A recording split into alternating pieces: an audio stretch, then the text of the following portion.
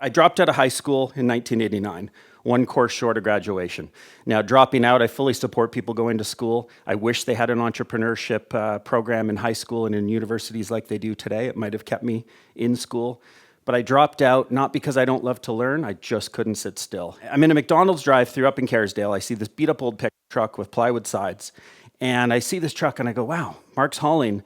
There's a way potentially for me to pay for college. I could talk my way into college. I went to Langara administration and said, guys, please let me in. I made the foolish mistake of not finishing school, but please let me in anyways. And they said, okay, you seem like you want to be here. Talked my way in, had to find a way to pay for it. My parents weren't going to fund my education.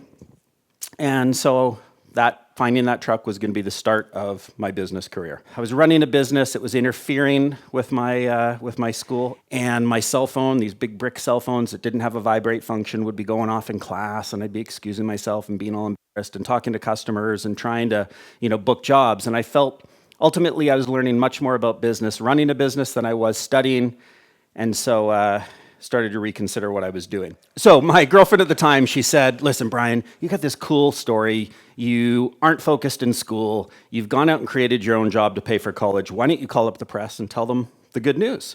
So I literally pick up the phone, call the Vancouver province, and I go, I got an awesome news story for you. And they said, what is it?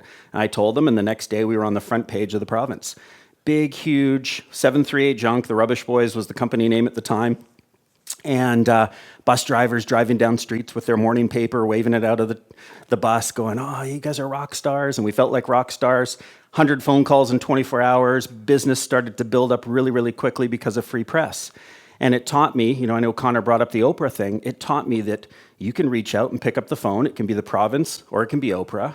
If they like your story, your energy, as Daryl talked about, your attitude can be the one thing that sells you into the press. It's free, and then things really propel up. I was building a bit of a business and then went, you know what, I really have to focus on one or the other. As an ADD personality, pick business or pick school.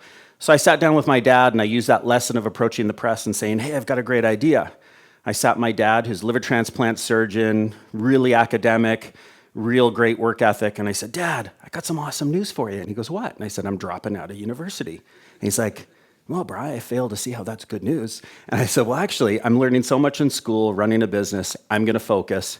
He said, school, you've got a year left, just finish it, stick with it. And I said, well, school will be there in 5 years if I choose to go back, and UBC's still there today. So I got out and said, I'm going to build this business full time. That's my focus, and I'm going all in. And so if I think of some of the things Daryl talked about, you have to have goals. You have to have the personal responsibility. You got to stay focused and make your dreams happen. You've got to take the bull by the horns and just say, you know what? I am all in. I'm going to take some risks, and this is going to work.